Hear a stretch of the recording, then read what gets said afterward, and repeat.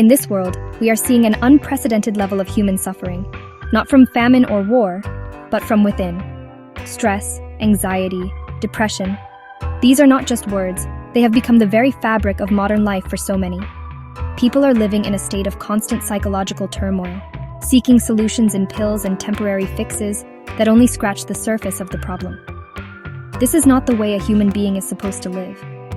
Your inner experience should be one of blissfulness, not of misery.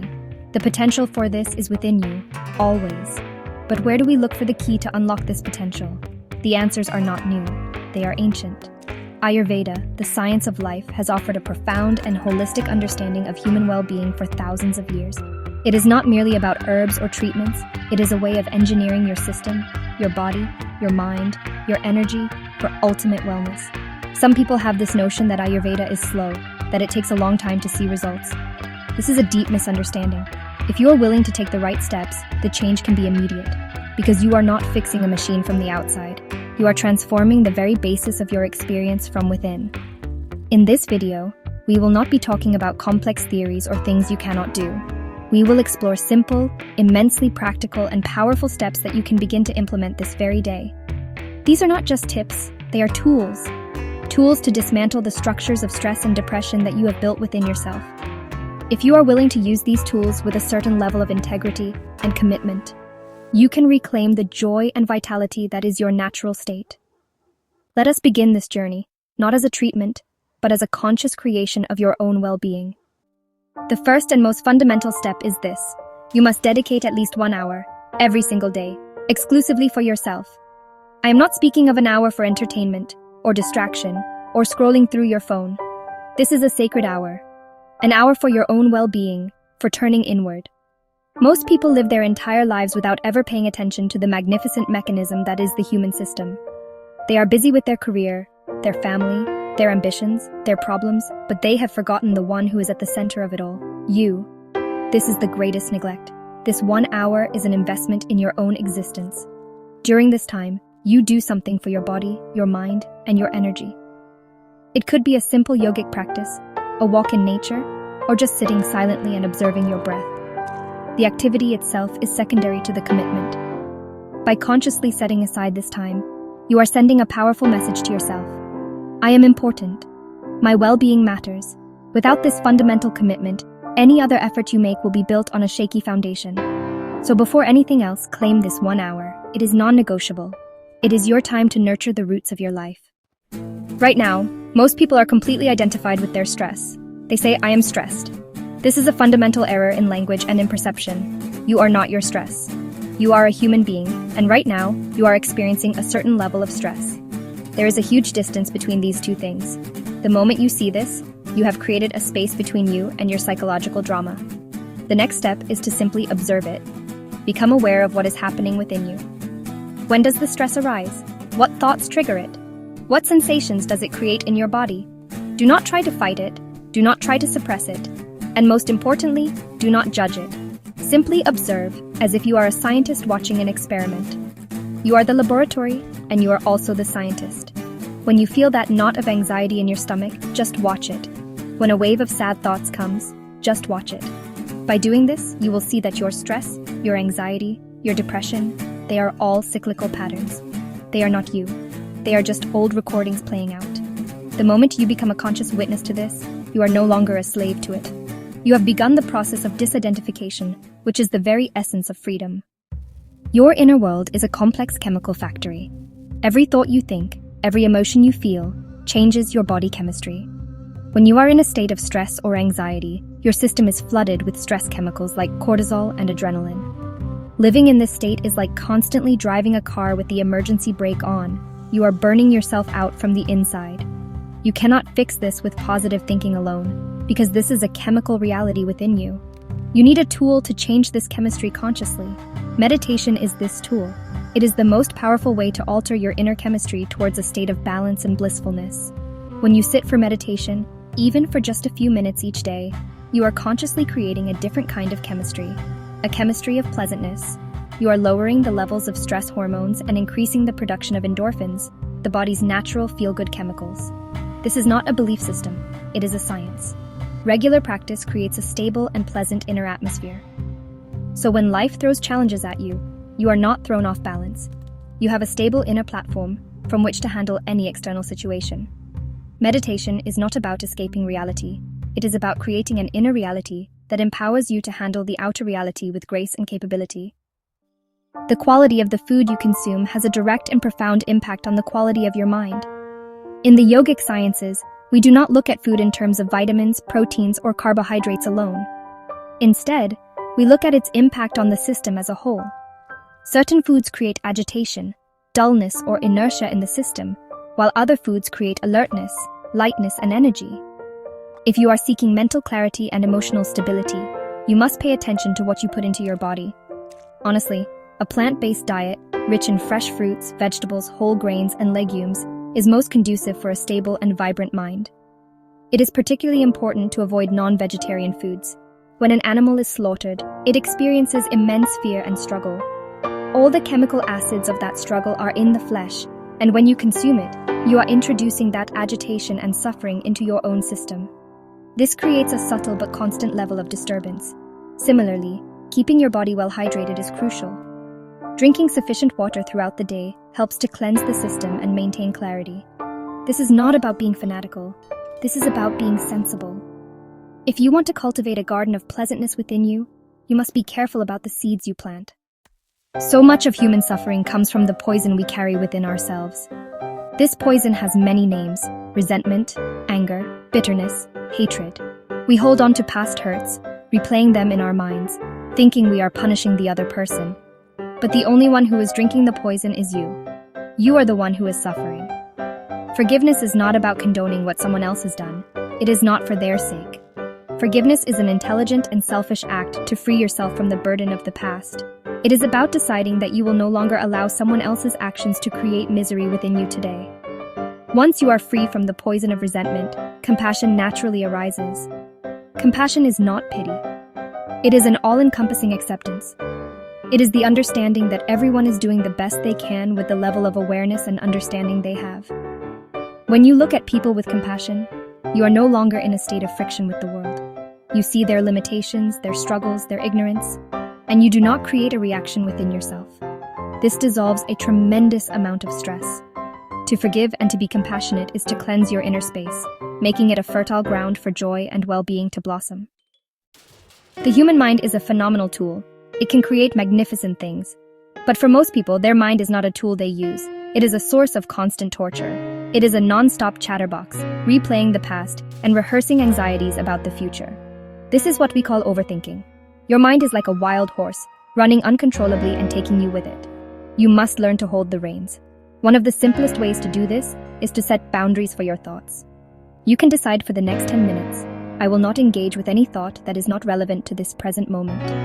It is not about forcibly stopping your thoughts. That will only create more conflict. It is about consciously withdrawing your attention and your energy from them. When a useless thought arises, you simply acknowledge it and let it go, like a cloud passing in the sky. You do not get on that cloud and travel with it. You say, this is not for me right now. You bring your attention back to your breath or to the task at hand. With practice, you will develop the ability to turn your mind on and off as you please. You can use its phenomenal power when you need it, and when you don't, you can keep it in a state of restful silence. This is a fundamental skill for inner peace.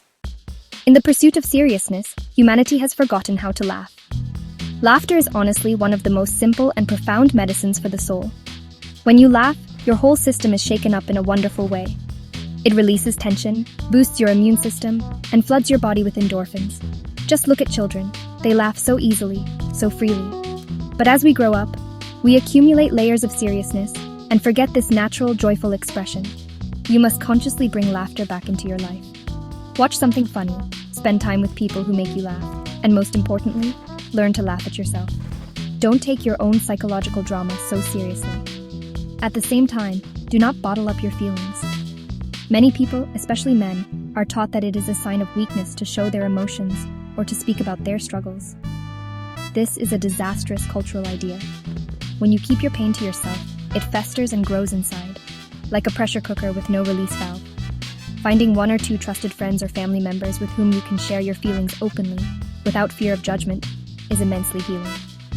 The very act of articulating your struggles brings clarity and releases the emotional charge. You realize you are not alone. Connection and open communication are truly vital for a healthy mind. Stress does not just fall upon you from the sky, it has specific triggers. To overcome it, you must first become a detective in your own life. Take some time to identify what your specific stressors are. Is it a particular person? Is it your financial situation? Is it the pressure at your workplace? Is it a recurring negative thought pattern? Write them down. Be honest and specific. When you see your enemies clearly listed on a piece of paper, they already begin to lose their power. They are no longer a vague, overwhelming feeling of dread. They are identifiable problems. Once you have identified a trigger, the next time you encounter it, you must be prepared. Instead of reacting unconsciously with the usual pattern of anxiety or anger, you consciously choose a different response. This is where meditation becomes your greatest weapon. Before you have to face a known stressful situation, sit for a few minutes of meditation. Center yourself. Create a stable inner platform. Then, when you face the trigger, you will find that you have a little more space, a little more clarity. You can respond to the situation intelligently, rather than reacting from a place of compulsion. You use meditation to disarm the trigger before it can detonate within you. We spend so much of our time and energy assessing and judging others. We have opinions about how everyone else should live, what they should do, and what is wrong with them. This is honestly a complete waste of your life. The only life you have any business managing is your own. You must turn the focus of your assessment inward. Instead of looking out the window at your neighbor, you must look in the mirror at yourself. This requires a certain level of brutal honesty. Ask yourself, where am I going wrong? What are my compulsive patterns? In what ways am I creating my own misery? This is not about self-criticism or guilt. Guilt is just another form of psychological drama. This is about honest self-reflection for the purpose of self-transformation. When you see a flaw within yourself, you do not condemn yourself. You simply see it as something to be worked upon, like a gardener seeing a weed in his garden. He does not cry about the weed, he simply pulls it out. When you stop judging others, a huge burden is lifted from you. And when you start honestly assessing yourself, you empower yourself to consciously create the person you want to be. This is really the path of a true seeker. Your thoughts are the seeds you plant in the garden of your mind. If you constantly plant seeds of negativity, worry, and fear, you will harvest a life of misery. It is as simple as that. If you want to harvest a life of joy, peace, and success, you must consciously choose to plant seeds of positivity. This does not mean you ignore reality or engage in wishful thinking. It means you choose to focus on possibilities rather than problems. You choose to see the good in people rather than their flaws. You choose to be grateful for what you have rather than complaining about what you don't. This is a conscious practice. When you catch yourself spiraling into negative thoughts, you must gently but firmly steer your mind in a different direction. You can have a go-to positive thought, a memory of a happy moment, a goal that excites you, or a feeling of gratitude for the simple fact that you are alive. The more you practice this, the more you will rewire the neural pathways in your brain. You will create a new habit of thinking. A positive mindset is not a denial of life's challenges. It is a powerful tool that gives you the inner strength and resilience to overcome them and create a more beautiful life for yourself and for those around you. When people are in a state of inner turmoil, it is natural that they seek an escape. For many, this escape comes in the form of alcohol, drugs, or other intoxicants. For a few hours, it may seem like the problems have disappeared, but this is a dangerous illusion. You are not solving the problem, you are simply numbing your ability to feel it. The underlying cause of your misery remains untouched, and in fact, it often gets worse. These substances create a chemical imbalance in your system, making it even more difficult to find natural states of joy and stability. They are a loan of happiness taken from tomorrow, with very high interest. The path to true well-being is not through escape, but through transformation. Instead of trying to numb your misery, you must work to create a chemistry of blissfulness from within. A clean, vegetarian diet provides a stable foundation. The practice of meditation and yoga actively generates a pleasant inner state. When you are naturally joyful from within, you will have no need for external stimulants. You will not seek to escape from life, you will want to experience it more fully. The choice is this. Do you want to be a slave to a chemical, or do you want to be the master of your own chemistry? For many people, their financial situation is a major source of stress and anxiety. They are caught in a cycle of earning and spending, always feeling like they don't have enough. This creates a constant sense of insecurity. The problem is not always the amount of money you have. It is the way you manage it and your attitude towards it. You must learn to be a wise manager of the resources that flow through your hands. This means spending responsibly, not on impulse and not to impress others. Before you buy something, ask yourself, do I truly need this? Or am I just trying to fill an inner emptiness?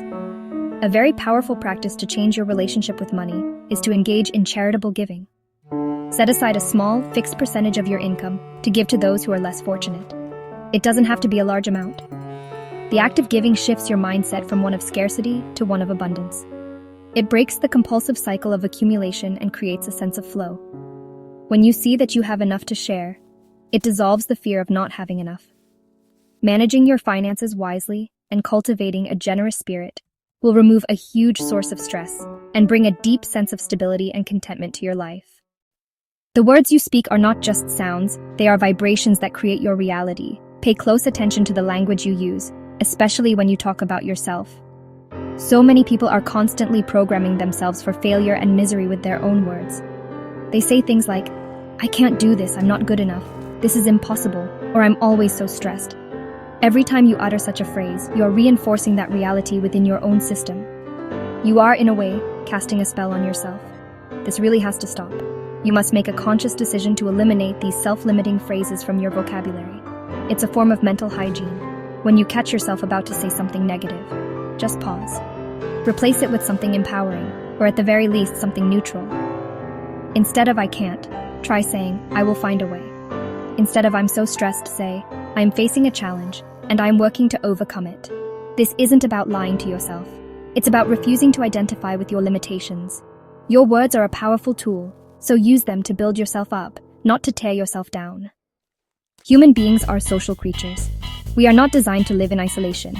The quality of your life is deeply influenced by the quality of the company you keep. If you surround yourself with negative, cynical, and miserable people, their energy will inevitably affect you. It's like trying to stay dry in a rainstorm. On the other hand, if you spend time with people who are joyful, supportive, and vibrant, their energy will uplift you. You must consciously choose your social environment.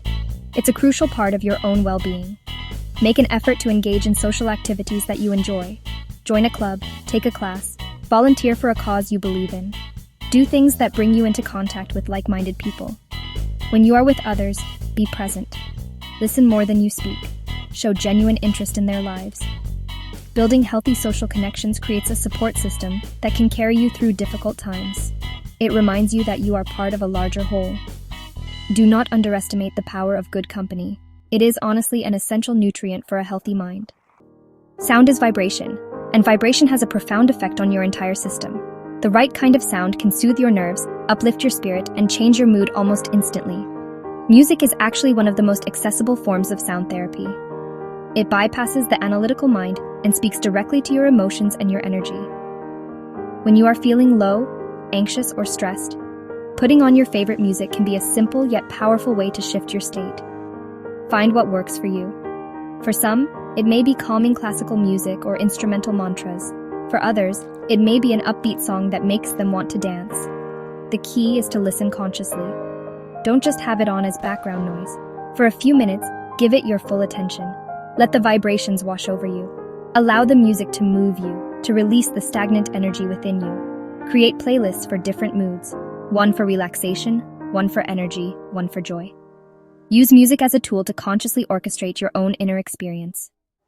Many people have the mistaken belief that smoking a cigarette helps them to relax. But honestly, this is a complete deception created by the addiction itself. What is actually happening is that your body is addicted to nicotine. The so-called relaxation you feel is simply the temporary relief of a withdrawal symptom. In reality, you are introducing over 7,000 chemicals, many of them toxic and carcinogenic, into your system with every puff. This creates a tremendous amount of stress on your body at a cellular level. It's kind of like constantly pouring a little bit of poison into your own well. Quitting smoking is, without a doubt, one of the most powerful things you can do for your physical and mental health. It is a declaration that you value your life and your well-being. Yes, it can be challenging, but the benefits are immediate and immense. Your body begins to heal itself within hours. Your sense of taste and smell improves, your breathing becomes easier, and your risk for countless diseases plummets. More than that, You break free from a chemical dependency. You reclaim your freedom. The temporary stress of quitting is really nothing compared to the chronic underlying stress that smoking inflicts upon your system every single day. No human being is an island. The depth and quality of your life are very much determined by the depth and quality of your relationships.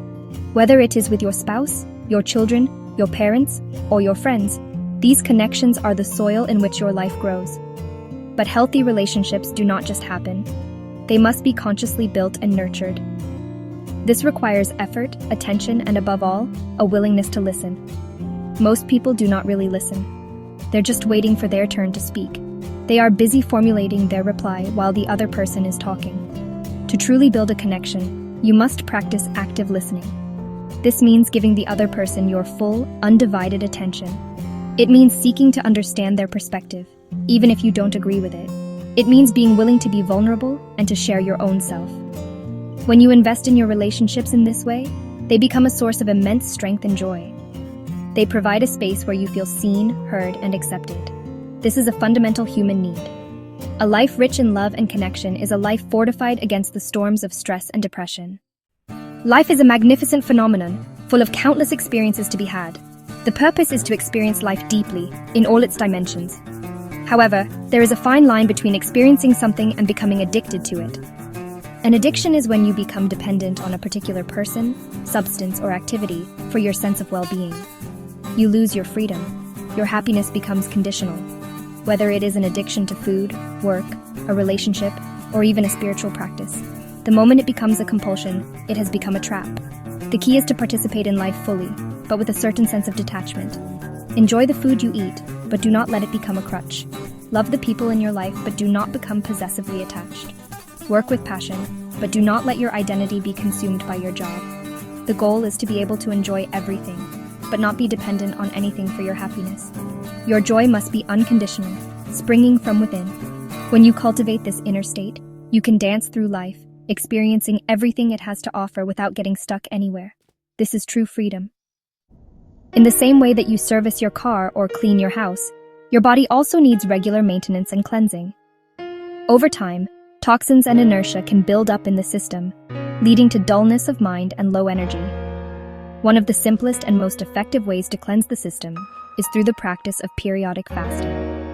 In the yogic tradition, Ekadashi, which is the 11th day of the lunar cycle, is considered an ideal day to give your digestive system a rest. This could mean a full water fast, or simply eating much lighter, easily digestible foods like fruits.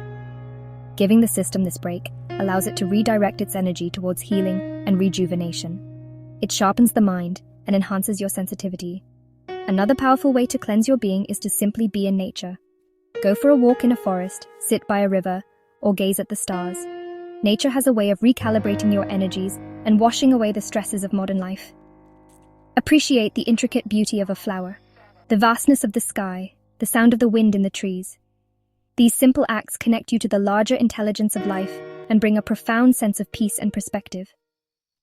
So much of our conflict and stress, both internal and external, comes from a simple inability to see a situation from another person's perspective. We are trapped in our own point of view, convinced that we are right and they are wrong. This creates a constant state of friction with the world. Empathy is the ability to step outside of your own bubble and try to understand why someone thinks, feels, and acts the way they do. It's not about agreeing with them, it's about understanding them. To cultivate empathy, you must consciously try to put yourself in the other person's shoes. Consider their background, their experiences, their fears, and their motivations. What might it feel like to be them? When you do this, you'll find that your anger and judgment begin to dissolve, replaced by a sense of understanding and compassion. This practice is not just for being nice to others. It's actually a powerful tool to reduce your own stress. When you're not in a constant state of conflict with everyone around you, your own inner world becomes a much more peaceful and pleasant place to be. In our fast-paced world, we are conditioned to react instantly. We receive an email, we reply immediately. Someone says something, we have an instant comeback. This reactivity is a major source of mistakes, misunderstandings, and stress. We often respond with incomplete information, driven by our initial emotional reaction. This is an unintelligent way to function. A more conscious and effective way to live is to cultivate the habit of pausing before you respond. When a situation arises, especially a challenging one, take a moment. Breathe. Your first task is not to react, but to gather as much information as possible. What is the full picture here? What am I not seeing? What is the other person's intention? Only when you have a clear and comprehensive understanding should you formulate your response. This pause gives you the space to move from an emotional reaction to a conscious response. It allows you to act with clarity, wisdom, and effectiveness, saving you from a world of unnecessary trouble and regret. Worry is one of the most futile and honestly destructive mental habits. It's really just the act of using your imagination to create things you don't want. You sit here and you suffer things that do not even exist. You suffer the future, which has not happened. You suffer the past, which is over. Worrying about a problem has never solved it. It only drains your energy, clouds your judgment, and makes you less capable of dealing with the actual situation when it arises. It is, in a way, a form of self-inflicted psychological torture. You must see the absolute foolishness of worry. When you are faced with a problem, there are only two possibilities. Either you can do something about it, or you cannot. If you can do something about it, then really what is the need to worry? Just do what needs to be done. If you cannot do anything about it, then what is the use of worrying? It will not change the situation. You must learn to accept what you cannot change and focus your energy on what you can. See worry for what it is, a pointless, compulsive thought process, and simply drop it. While worrying about the future is useless, planning for the future is an intelligent thing to do. Many people drift through life without any sense of direction. They don't know where they are going, so any road will take them there, which usually means nowhere. Having a clear plan and well-defined goals gives your life purpose and direction. It focuses your energy and helps you to make conscious choices that are aligned with the life you want to create. Take some time to think about what you truly want to achieve in different areas of your life: your career, your health, your relationships, your personal growth. Write down your goals. Break them down into smaller, manageable steps. This is not about being rigid or obsessed with the outcome. The future is always uncertain, but having a plan is like having a map. Even if you have to take a detour, you know which direction you are heading. It gives you a sense of control and purpose, which is a powerful antidote to feelings of helplessness and depression. Your body and mind are not separate entities. They are deeply interconnected. The state of your body affects your mind, and the state of your mind affects your body. Yoga is the science of bringing these two into perfect union and harmony. The physical postures, or asanas, are not just exercises. They are a way of aligning your physical system so that your energy flows freely. A well-aligned body naturally leads to a more balanced and peaceful mind. When you hold a posture, you are not just stretching a muscle. You are creating a certain inner geometry that is conducive to well-being. An even more direct way to influence your mind is through your breath. Pranayama is the science of consciously regulating the breath. There is an intimate link between your breath and your emotions. When you are anxious, your breath is shallow and rapid. When you are calm, it is deep and slow. By consciously changing the pattern of your breath, you can directly change your emotional state. Simple practices like deep belly breathing or alternate nostril breathing can have a profound and immediate calming effect on your nervous system. Combining yoga, pranayama, and meditation is the most complete way to engineer a state of total mental and physical health. The mobile phone is a fantastic piece of technology. It has connected the world in unprecedented ways. But for many, this tool has become their master. They are on a digital leash, constantly being pulled by notifications, alerts, and the endless scroll. This excessive usage has a serious impact on your mental health. It shortens your attention span, disrupts your sleep patterns by exposing you to blue light at night, and creates a constant state of low-level anxiety and comparison. You are flooding your mind with a tsunami of information that you cannot process, leaving you feeling overwhelmed and agitated. You must reclaim your attention and your time. Be conscious about your phone usage. Turn off all non-essential notifications. Set specific times during the day to check your phone, rather than being reactive to it every few minutes. Use digital well-being tools to track your usage and set limits. Most importantly, create phone-free zones and times in your life, especially in the bedroom and during meals. The phone should be a tool that you use consciously, not a drug that you are addicted to. Your peace of mind is far more valuable than the next notification. We have explored many simple yet powerful tools drawn from the timeless wisdom of Ayurveda and the yogic sciences. These are not just ideas to be entertained, but practical steps to be implemented. The journey out of the darkness of stress and depression does not happen by accident.